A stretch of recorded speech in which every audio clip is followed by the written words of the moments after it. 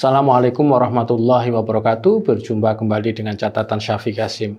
Kemenangan Zohran sebagai wali kota New York City sudah bisa diprediksi, namun tetap menyentakkan kita semua. Banyak orang di Indonesia langsung bergembira, bukan karena Zohran yang begitu luar biasa bisa memenangkan pemilihan wali kota New York, namun langsung publik kita mengaitkannya dengan identitas keagamaan Zohran. Ya, Zohran itu memang seorang Muslim, namun ada hal yang lebih dalam dari sekedar dia seorang Muslim, yaitu otentisitas Zohran itu sendiri. Dia adalah seorang pemimpin muda yang otentik dan sekaligus memiliki integritas yang tinggi. Kita semua tahu bahwa dia belum bekerja dan kita juga belum tahu apakah nanti dia sukses dalam memimpin New York. New York adalah ibu kota dunia, pusat perputaran ekonomi dan bisnis dunia. Kemudian pusat perkembangan tren dunia, dan masih banyak lagi. New York adalah nadi Amerika, bahkan lebih dari itu, nadi dunia. Karenanya banyak kalangan, terutama pengusaha besar, oligark, politisi yang tidak menghendaki Zohran menjadi wali kota New York. Bahkan banyak kalangan bisnis yang sudah menggelontorkan uang miliar dolar untuk menghadang kemenangan Zohran. Presiden Amerika Donald Trump juga langsung mendukung Cuomo karena tidak ada alasan untuk memilih Zohran. Zohran seorang komunis, kata Trump, tapi ternyata Zohran sudah terlalu mengakar di kalangan rakyat biasa di New York. Relawannya lebih dari 90 ribuan, ini jumlah yang sangat besar. Zohran menawarkan apa yang kebanyakan kalangan yang hidup di New York butuhkan. Para imigran dari berbagai latar belakang, etnisitas, dan keyakinan, dan juga kalangan kulit putih, New York native citizen. Zohran bisa diterima oleh mereka dengan baik. Saya tidak akan mengulas masalah itu semua. Saya ingin melihat Zohran ini dari sisi kelugasan dan kejujuran dia, atau sisi otentisitas dia. Ketika Zohran mengatakan dalam pidato resminya, saya seorang Muslim dan saya seorang sosialis, dan saya tidak perlu meminta maaf karena dia menjadi Muslim dan karena dia menjadi sosialis, ini adalah hal yang luar biasa. Kita tahu bahwa banyak politisi yang tidak bisa melakukan itu. Meskipun misalnya dia seorang Muslim, namun agar keberadaannya bisa diterima, maka identitas itu tidak perlu ditonjolkan karena urusan agama adalah urusan pribadi.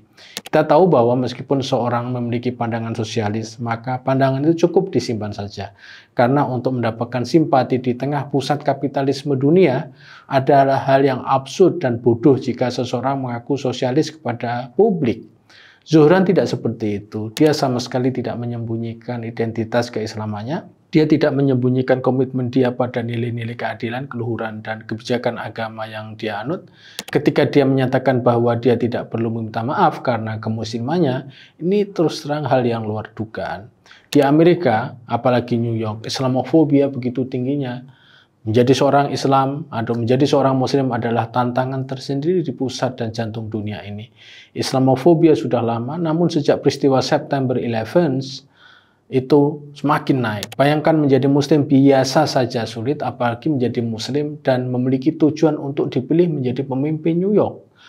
Pasca September 11, meskipun pengeboman dilakukan oleh kalangan teroris, namun menjadi Muslim itu menyiratkan sebuah kesalahan publik karena kelakuan para teroris yang mengaku Islam juga. Mereka, masyarakat New York, tidak mempedulikan jenis dan kecenderungan keislaman. Namun jika beragama Islam, maka itu dianggap salah saja. Karenanya mereka harus meminta maaf. Tidak kalah dari itu, menjadi sosialis juga hal yang aneh. Di New York, perlu minta maaf karena ideologi sosialisme akan membuat hidup di New York terancam. Ini adalah pusat kapitalis dunia dan orang hidup enak dari ini. Jadi kalau Anda menjadi sosialis yang harus meminta maaf karena itu bisa menjadi ancaman pada New York sebagaimana yang diimplisitkan atau dikatakan oleh Trump. Zohran ini memiliki kekuatan personality yang luar biasa, yang otentik dan tidak hipokrit. Misalnya tadi, Zohran terus terang tidak mau minta maaf karena menjadi keduanya, baik Muslim dan sosialis.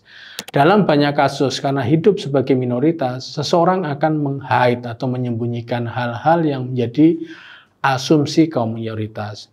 Asumsi kaum mayoritas di New York, Islam adalah agama pendukung teroris dan sosialis itu disamakan dengan komunis. Zohran tidak mau seperti itu dan dia terus terang apa adanya. Disinilah justru yang menjadi kekuatan dia. Memang pada kenyataannya Zuhran seorang pemuda muslim yang memiliki keyakinan bahwa dia bisa melakukan kebaikan bagi masyarakatnya.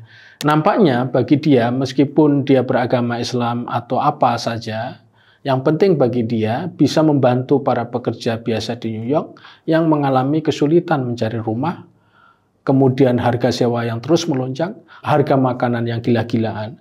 Dia mau mendengarkan orang setiap hari harus menghabiskan waktu pulang pergi dari New York ke Philadelphia selama 4 jam karena pekerjaan mereka tidak memungkinkan menyewa apartemen di New York.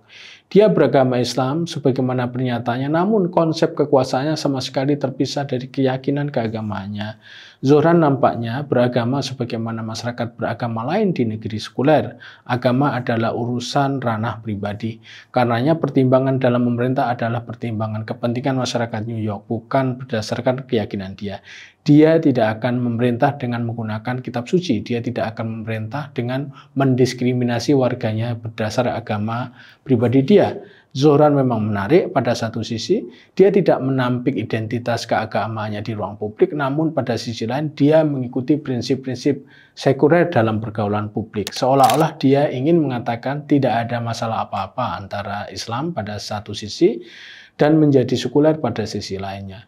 Kita ingin mengaitkan kesuksesan Zuhran dengan Islam. Kita sangat senang karena kini kita, dunia Islam, memiliki wali kota yang beragama Islam yang memimpin salah satu tempat yang menjadi impian semua orang untuk hidup di sana. Tapi ini memang tidak hanya terjadi di Indonesia, namun juga di negara-negara Islam lain di Timur Tengah. Jika kita melihat laporan-laporan media mereka, itu tidak ada salahnya sama sekali. Tingkat pemahaman masyarakat Muslim atas persoalan dunia politik, apalagi di Amerika, memang sangat terbatas. Tapi bagi saya pribadi, soal Zuhran bukan soal dia Islam atau sosialis atau yang lain, namun soal pribadi dia yang otentik, asli dan tanpa ditutup-tutupi. Sebagai catatan, fenomena Zuhran adalah fenomena pemimpin yang menjadi harapan oleh semua kalangan, namun itu bukan karena keyakinan yang dia peluk dan ideologi yang dia jalankan, namun soal keaslian dia sebagai manusia yang progresif, adil, dan terbuka. Demikian, wassalamualaikum warahmatullahi wabarakatuh.